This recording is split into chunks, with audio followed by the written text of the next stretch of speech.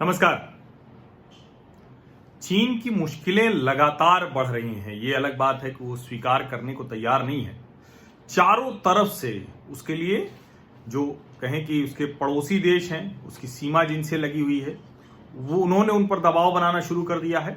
और हांगकांग का जो नेशनल सिक्योरिटी के दायरे में लाने की जो कोशिश है, जो अभी तक वन कंट्री टू सिस्टम चलता था, जो उसको वन कंट्री वन सिस्टम करने की कोशिश है, जो अंतरराष्ट्रीय संधि के खिलाफ है, जो संयुक्त राष्ट्र की अंतरराष्ट्रीय संधि है, जिसमें ब्रिटेन ने हांगकांग चीन के हवाले किया था और ये कहते हुए किया था कि आप किसी भी हाल में यहां की स्वतंत्रता, यहां की स्वायत्तता, यहां का जो जुडिशियल सिस्टम है, यहां जो नागरिकों के मानवाधिकार हैं, उनका हनन आप नहीं करेंगे।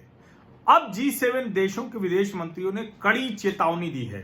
G7 देश जो एक समय तक तो दुनिया के सबसे ताकतवर देश थे, सबसे समृद्ध देश थे, हालांकि अभी समीकरण बहुत बदल गया है, लेकिन फिर भी इन देशों की ताकत मानी जाती है। इसी को बड़ा करने की बात कर रहे हैं राष्ट्रपति, जो अमेरिकी राष्ट्रपति ट्रंप हैं, और United states, United kingdom, Canada, France, Germany, Japan और इटली, ये वो 7 देश हैं जो G7 में हैं। इसके अलावा यूरोपीय यूनियन के देशों ने भी G7 के विदेश मंत्रियों के साथ वो अपनी सहमति जताई है, और उनकी तरफ से जो जारी किया गया है बयान, वो बहुत साफ साफ कह रहा है कि हांगकांग बर्बाद हो जाएगा, हांगकांग तबाह हो जाएगा अगर इसकी स्वायत्तता के साथ चीन ने किसी तरह की छेड़छाड़ की तो।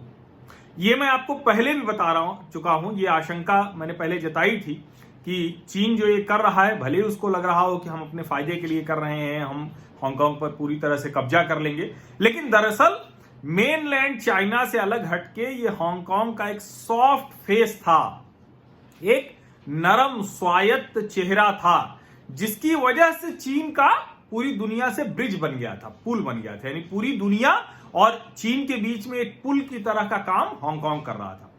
दूसरा, ये भी दुनिया के देशों को लगता था, खास करके जो भी ऐसी उदार अर्थव्यवस्थाएं हैं, उदार देश हैं, लोकतंत्र हैं, उनको ये लगता था कि आज हांगकांग में लोकतंत्र है, आज नहीं तो कल मेनलैंड चाइना में धीरे धीरे ही करके सही वहां के नागरिकों के जो मानवाधिकार हैं, वहां के नागरिकों के जो हित हैं, उनके जो हक हैं, उनको सुरक्षित किया जा सकेगा।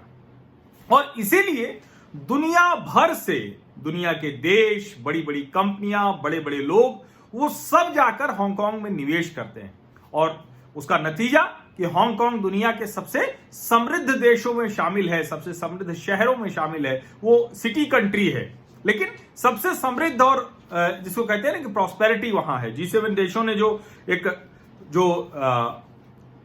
बयान जारी किया है, उसमें हांगकांग को लेकर उन्होंने कहा है कि it would jeopardise the system which has allowed Hong Kong to flourish and made it a success over many years. यानी अगर चीन ने नेशनल सिक्योरिटी लॉ लागू किया, हांगकांग के नागरिकों की स्वायत्तता पर हमला किया, जो वो लगातार कर रहा है, वहां बड़े प्रदर्शन चल रहे हैं, इस महामारी के दौर में भी लोग सड़कों पर निकल रहे हैं, पुलिस उनके साथ बहुत अत्याचार कर रही है, और फ्री हांगकांग, फ्री तिब्बत, ये मुहिम बहुत तेजी में दुनिया भर में चल रही है, वहां के अंदर से भी आ रही है और दुनिया के दूसरे देश भी उसका समर्थन कर रहे हैं। अब G7 देशों का बहुत साफ कहना है कि अगर चीन ने ये जो उनका नेशनल सिक्योरिटी कानून है, लॉ है, उसको वापस नहीं लिया, तो हांगकांग तबाह हो जाएगा। तबाह होने से मतलब समझिए, जब दुनिया के देश हांगकांग को एक डेस्टिनेशन के तौर पर, खास करके बिजनेस डेस्टिनेशन के तौर पर, ट्रेड डेस्टिनेशन के तौर पर देख रहे हैं, जब दुनिया की बड़ी बड़ी कंपनियां, बड़े बड़े लोग, और एक और चीज समझिए, ये दुनिया की कंपनियां ही नहीं हांगकांग जाके कारोबार कर रही थी, जो चीन की बड़ी बड़ी कंपनियां हैं, वो भी वाया हांगकांग दुनिया के साथ डील कर रही थी। यह भी एक बहुत बड़ा पॉइंट है, बड़ा बिंदु है, जिसको समझना चाहिए।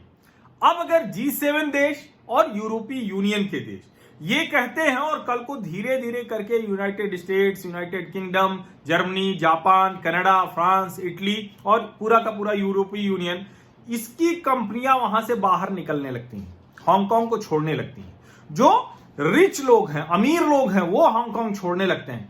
अभी एक रिपोर्ट आई थी जिसकी एक दो ऑब्जर्वेशंस मैंने आपको बताई थी, साझा की थी, कि हांगकांग का जो रियल एस्टेट डेस्टिनेशन के तौर पर उसकी पहचान है वो एकदम खत्म होने जा रही, बुरी तरह से खत्म होने जा रही।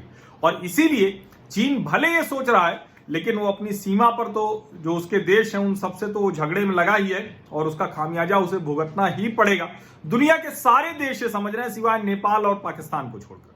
तो पाकिस्तान तो क्या मुल्क है, किस तरह का जाहिल मुल्क है, मैं बार बार कहता हूं। अभी इस पर आज एक और बात सामने आई है तो वो मैं आपको जरूर बताता हूं कि कैसे जो है वहां के लोग भी, वहां के नेता, वहां के मंत्री ये मानने लगे हैं कि पाकिस्तान सबसे जाहिल मुल्क है। वो एक अगले वीडियो में मैं आपको बताऊंगा। लेकिन कुल मिलाकर G7 देश और EU के जो यूरोपीय यूनियन के रिप्रेजेंटेटिव्स हैं उनकी ये चेतावनी, इसको हल्के में नहीं लेना चाहिए। ये हांगकांग की तबाही है और हांगकांग तबाह होने लगा तो चीन को बर्बाद होने से कोई रोक नहीं पाएगा। भारतीयों को क्या करना है? चीन की ऐसी की तैसी किसी भी हाल में चाइनीज एप्स, चाइनीज प्रोडक्ट्स उसका इस्तेमाल करने से बचना है। धीरे धीरे धीरे धीरे उनको अपनी जिंदगी से बाहर कर देना है।